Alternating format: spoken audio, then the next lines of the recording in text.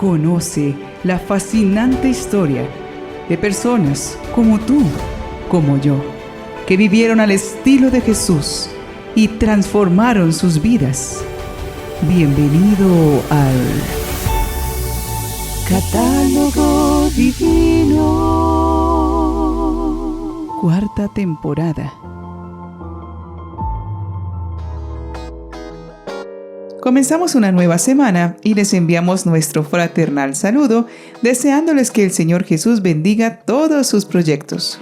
Cada uno tiene sus planes, pero en la medida que se los presentamos al Señor, Él nos permitirá desarrollarlo de maneras aún más creativas y productivas, si nos dejamos guiar por su Santo Espíritu. Y también si mantenemos un corazón valiente y perseverante, que sepa esperar al tiempo de Dios para tomar las mejores decisiones.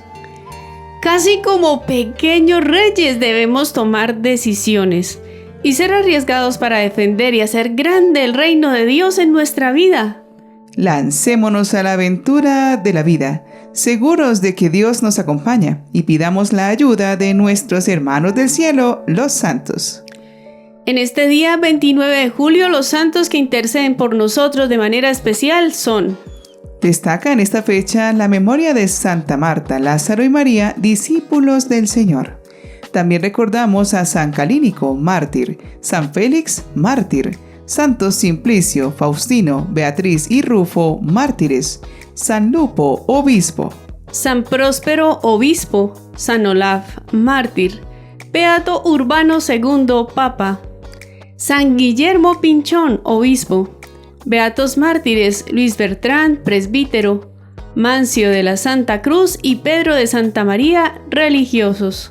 Beato Juan Bautista Egoscuezábal, Aldaz, religioso. Beatos Lucio Martínez Mancebo, presbítero y compañeros mártires. Beato José de Calasanz Marqués, presbítero y mártir.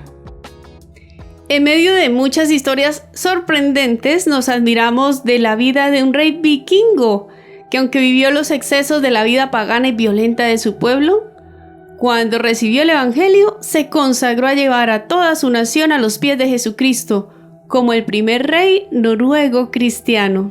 El vikingo que llegó a ser santo se llama San Olaf. Olaf nació en Ringerike, Noruega, en el año 995. Su padre era el rey Harald Hrenske de Noruega y su mamá se llamaba Asta. Ella procedía del reino de Vestfold. Su padre Harald falleció cuando Asta estaba embarazada de Olaf. Ella se casó entonces con Sigurd Syr, rey de Ringerike. Olaf creció en casa de su padrastro, con el que no lograría entablar una buena relación. Aunque la mayoría de los vikingos eran agricultores, comerciantes y artesanos, son más conocidos aquellos que se adentraban a la mar como experimentados navegantes y temibles guerreros que hacían grandes transacciones comerciales, pero que también se dedicaban al pillaje, arrasando con incursiones violentas en las costas en busca de fama, riqueza y mujeres. Dicen las leyendas guerreras que Olaf llegó a ser un fornido pelirrojo.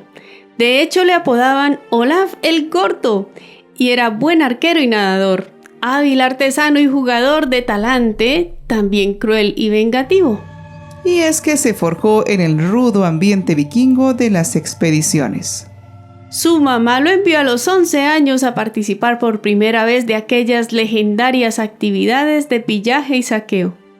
Siendo adolescente, luego de varias expediciones, llegó a las Islas Británicas, a Canterbury, donde atacaría en el año 1011. Luego de muchos años como vikingo navegante, Olaf decidió recuperar sus derechos soberanos y reunir bajo su gobierno el reino de Noruega.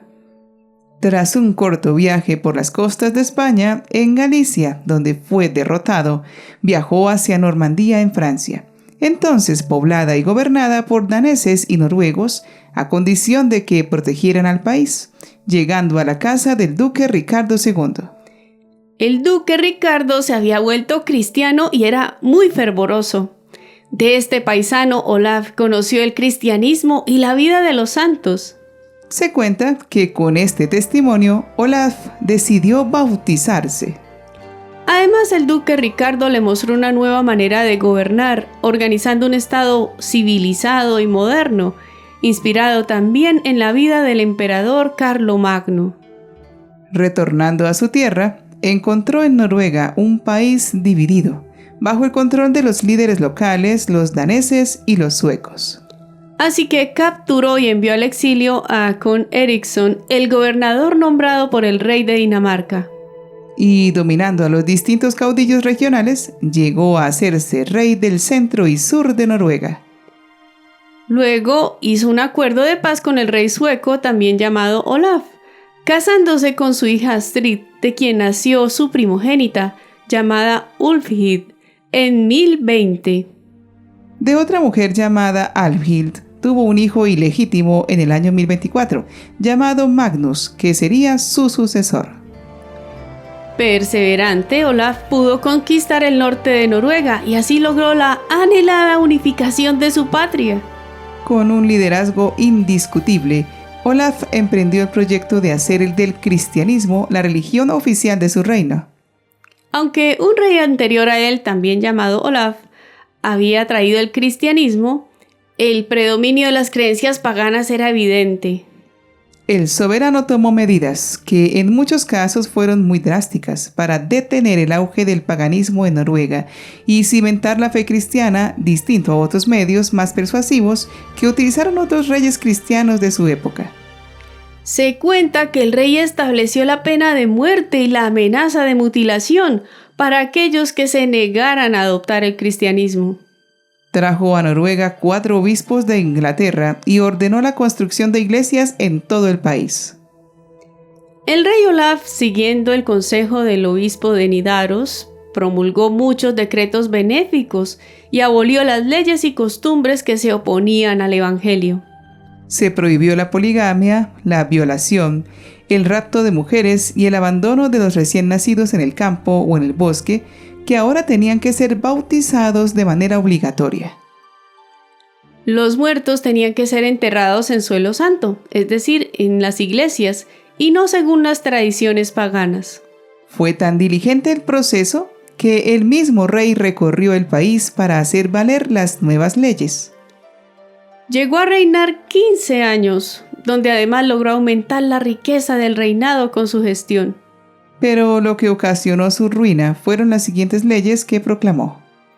Olaf promulgó la ley de igualdad, según la cual la aristocracia tenía que obedecer la ley y ser castigada en la misma medida que los campesinos.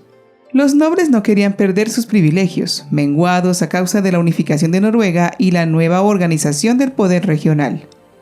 Ello, junto a la amenaza de la expropiación de sus tierras, provocó que la aristocracia rechazara a Olaf como su monarca y buscaron derrocarlo por medio del rey Canuto de Dinamarca. Como Olaf fue abandonado por una parte del ejército, se exilió a la región de Kiev con un pequeño escuadrón de fieles soldados y su hijo Magnus, recibido por su cuñado, el príncipe Jaroslav de Kiev. Cuando su adversario, nombrado por el rey Canuto, pereció en un naufragio, Olaf decidió volver a Noruega. Iba atravesando Dinamarca con sus fieles soldados y se encontró con algunos de sus vasallos rebeldes que se habían aliado, sumando un ejército mayor al suyo. Se enfrentaron en la batalla de Stiklestad el 29 de julio de 1030, donde se produjo la muerte de Olaf, del que se cuenta decía mortalmente herido. Dios, ayúdame. Su muerte fue catalogada como un martirio. Después de su muerte empezaron a suceder cosas milagrosas.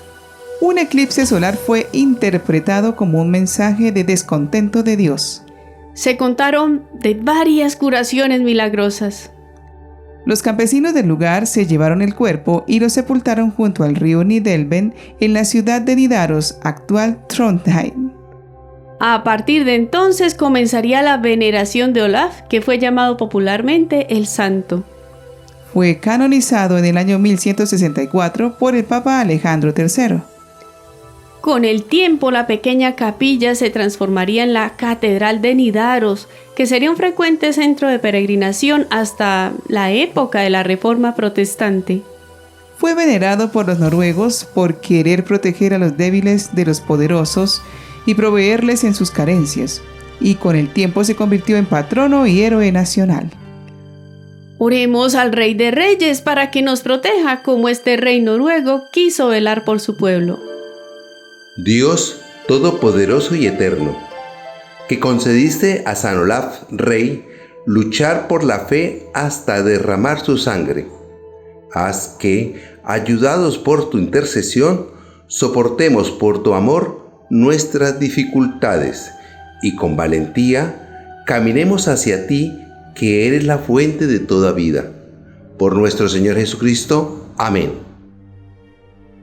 Muchas veces hacer las cosas correctamente nos trae dificultades, desencuentros decepcionantes o respuestas negativas de aquellos que están acostumbrados a vivir en la oscuridad, la comodidad y el materialismo.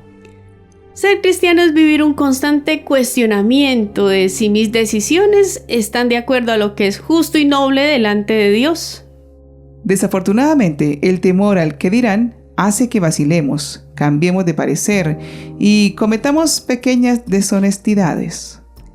Defendamos el reino de Dios en nuestro corazón siendo correctos y coherentes, aunque esto implique tener luchas. Recordemos que Jesucristo ha vencido al mundo y nos ayudará a vencer. San Olaf, Ruega por nosotros.